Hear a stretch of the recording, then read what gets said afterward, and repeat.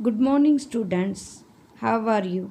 Welcome to our today's session. Today's our topic is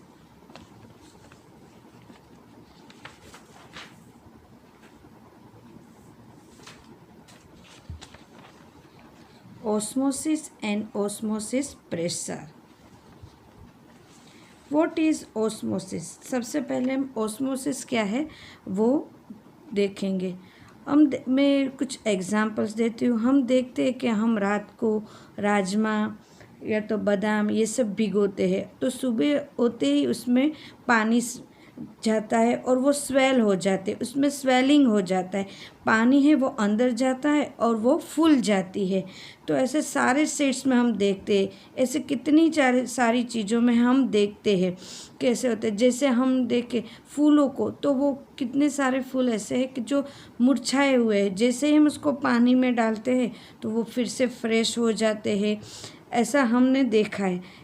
this is osmosis, उसको osmosis कहते हैं। उसमें क्या होता है कि जो बादाम या तो राजमा चने ये सब जो हमने भिगोए हैं उसमें पानी अंदर जाता है, तो उसकी तरफ मतलब बाहर जो सॉल्वेंट है, पानी जो बाहर है सॉल्वेंट, वो उसका कॉन्सेंट्रेशन ज़्यादा है और अंदर बादाम के अंदर सीड्स के अंदर उसका कॉन्सेंट्रेशन कम है।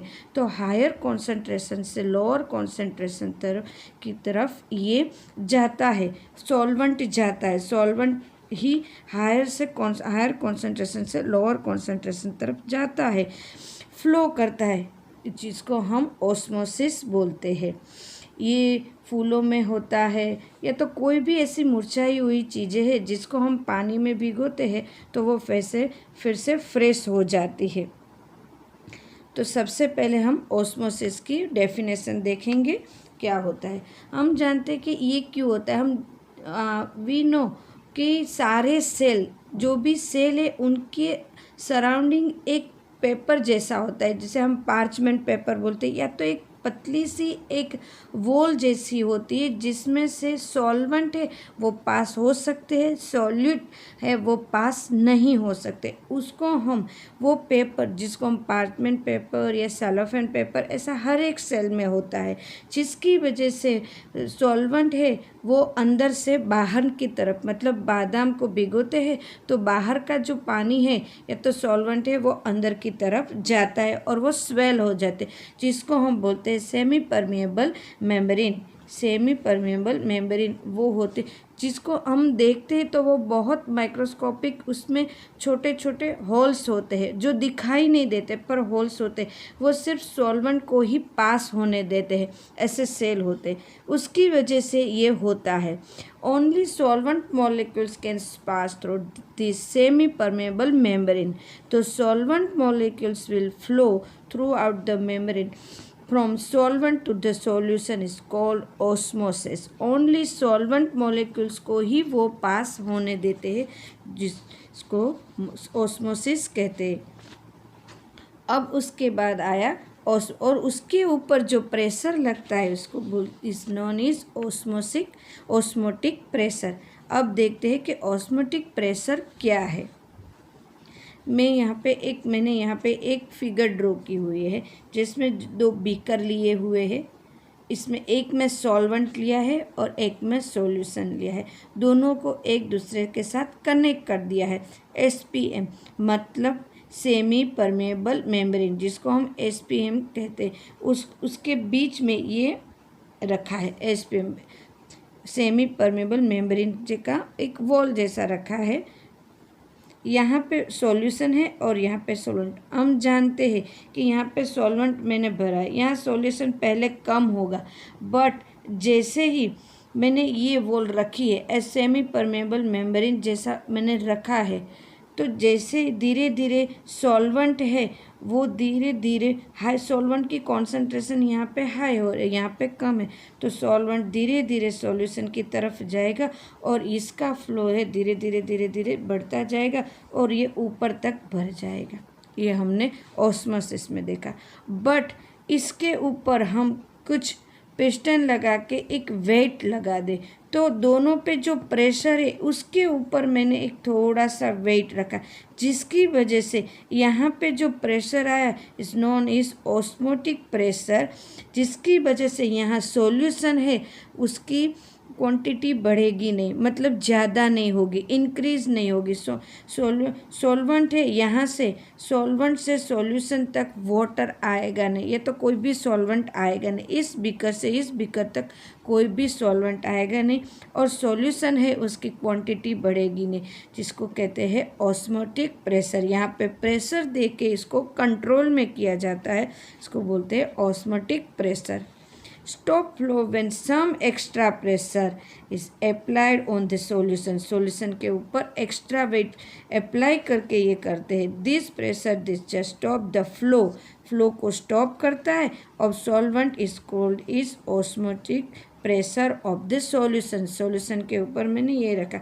The flow of solvent from dilute solution to concentration solution across SPM is due to osmosis. Osmosis means that the solvent molecule always flow from lower concentration to higher concentration. Solvent molecule से always flow करते हैं lower concentration से higher concentration की तरफ flow करेंगे। ऐसा कोई भी एग्जाम्पल हम लेंगे जिसमें लोअर कॉन्सेंट्रेशन से हायर कॉन्सेंट्रेशन की तरफ फ्लो करेंगे। जिसका मैं एक एग्जाम्पल बताती हूँ। मैंने एक बीकर लिया है, या दूसरा बीकर ले रही हूँ, दोनों को एक दूसरे के साथ कनेक्ट कर देते, बीच में SPM एक पेपर रख दे, पार्चमेंट पेपर, सेलोफेन, या तो पीक की जो स्किन होती है, ब्लैडर की स्किन, इसको भी यूज़ करते। यहाँ पे मैंने NaCl का, ये तो कॉपर सल्फेट, कोई भी सॉल्यूशन ले लो, यहाँ लो कॉन्सेंट्रेशन वाला मैंने NaCl लिया,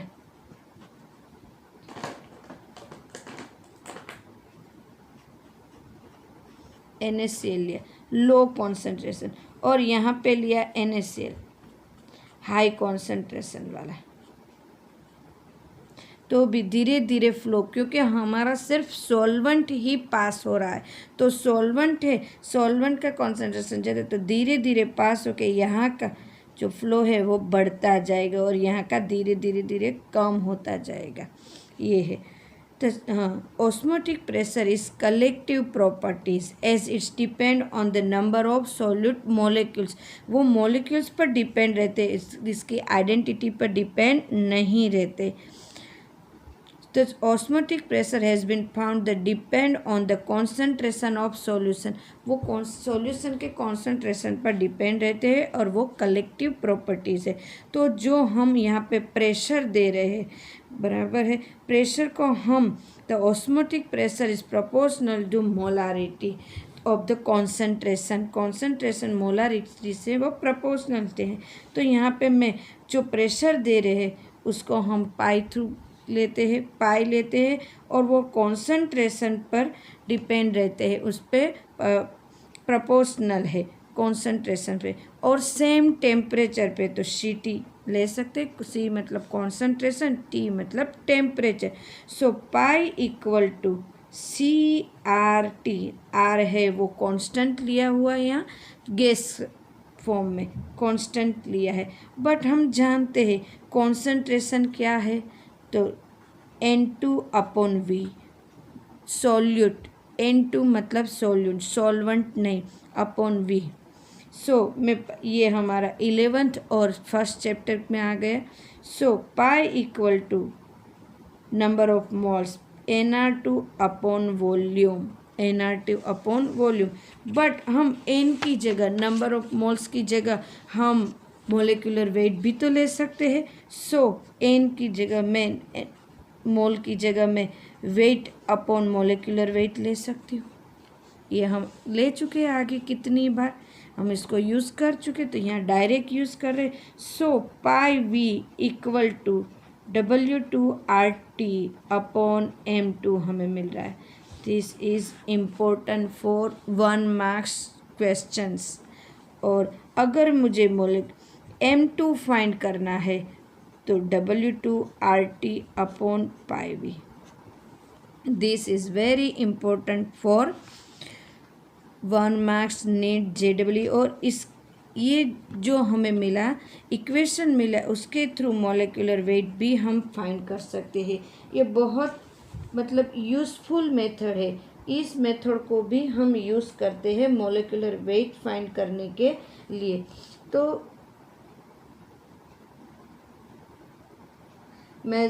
this method is used. Second method है मॉलिक्यूलर वेट को, सेकंड मेथड अनदर मेथड है सेकंड में जो इस मेथड को ज़्यादा यूज़ करते हैं।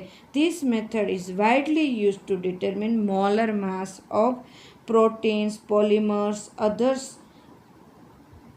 अदर्स मेमोलिक्यूलर, जिसमें हम इसको माइक्रोमोलिकुलर में हम इसको यूज़ करते। तो osmotic pressure method has the advantage over the other method of pressure measurement around of the room temperature। Room temperature पे दूसरी कोई मेथड यूज़ करते हैं मोलर लेने के लिए, तो इससे ये मेथड सबसे अच्छी है, इजी है, क्योंकि यहाँ पे मोलारिटी लेते हैं, मोलालिटी नहीं लेते, तो मोलारिटी लेते हैं, इसलिए ये मेथड बहुत इजी है as compare to other colligative properties. Its magnitude in large even for very dilute solution. Very dilute solution में भी इस मेथड को बहुत यूज़ कर सकते हैं। इसलिए the technique of osmotic pressure of determinant of molar mass of solute is particular useful for biomolecular as they are generally not stable in higher temperature and polymer have poor solubility। So microbiological हम देखें तो उनमें भी molecular weight find करने के लिए इसको use करते। अब आगे इसको 3 पार्ट में क्लासीफाई करते। मान लो मैंने बेस 2 सॉल्यूशन लिया है, तो सबका एक का मोलर प्रेशर है, एक का ऑस्मोटिक प्रेशर, मतलब 2 सॉल्यूशन लिया है ए और बी। एक का ऑस्मोटिक प्रेशर पाई ए है और दूसरे का पाई बी। अगर दोनों का प्रेशर सेम है तो ऐसे सॉल्यूशन को बोलते हैं isotonic solution. Isotonic two solution same osmotic pressure at a given temperature are called isotonic solution.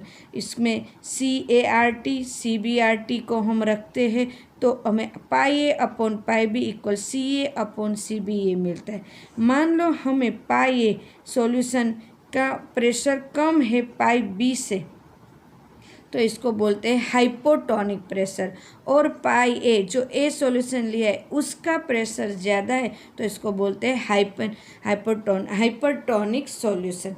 अब इसका यूज़ कहाँ पे होता है, जैसे मैंने ये बताया आइसोटोनिक सॉल्यूशन, जब हमारे जो ब्लड के सेल है उसका जो प्रेशर है 0.9% है, उसका सेल का प्रेशर है, और जो हम बाहर से जो वाटर बोतल चढ़ाते हैं या तो ग्लूकोज बोतल चढ़ाते हैं, जब वो चढ़ाते हैं NaCl तो उसका प्रेशर भी 0.9% है, तभी तो उनमें ये जा सकता है। मतलब डायरेक्ट हम बोले तो वेन में ये देते हैं और इसको चढ़ाते हैं। अगर प्रेशर जो ज़्यादा कम हुआ तो हम इसको यूज़ नहीं कर सकते। ये 3 क्लासीफाइड है।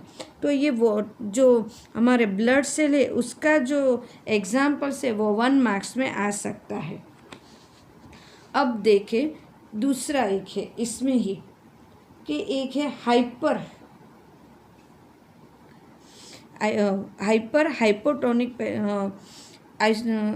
हाइपर और हाइपोटोनिक ऑस्मोटिक प्रेशर के बाद हमारा एक और है रिवर्स ऑस्मोसिस या water purification. What is reverse osmosis और वाटर प्यूरिफिकेशन?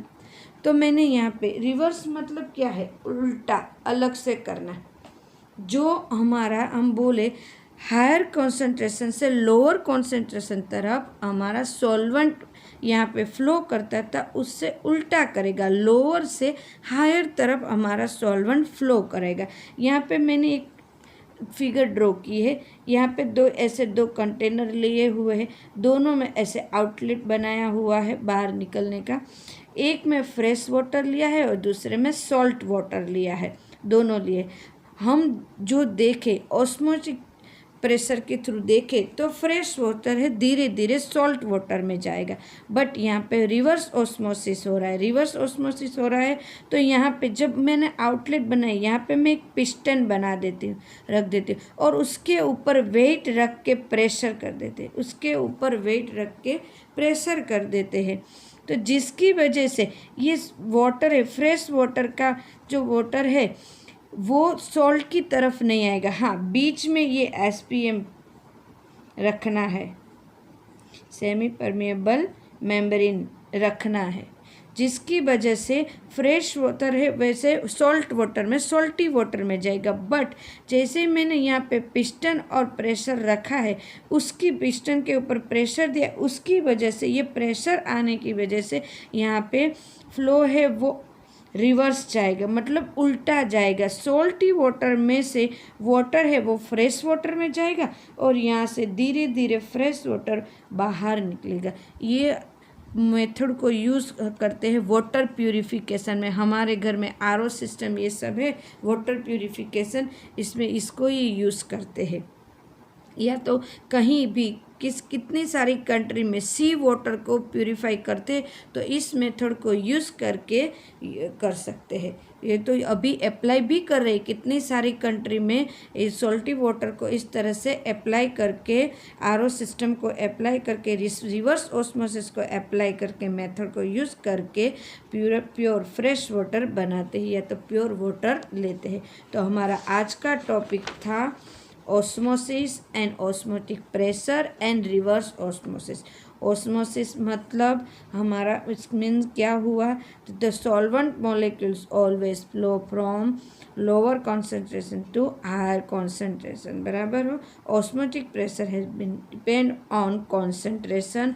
जैसे ही हम यहाँ पे वेट रखते तो यहाँ पे स्टॉप हो जाता है प्रेशर, और उसके ऊपर प्रेशर आ जाता है और फ्लो स्टॉप हो जाता है। तब जो प्रेशर आता है is non is osmotic pressure.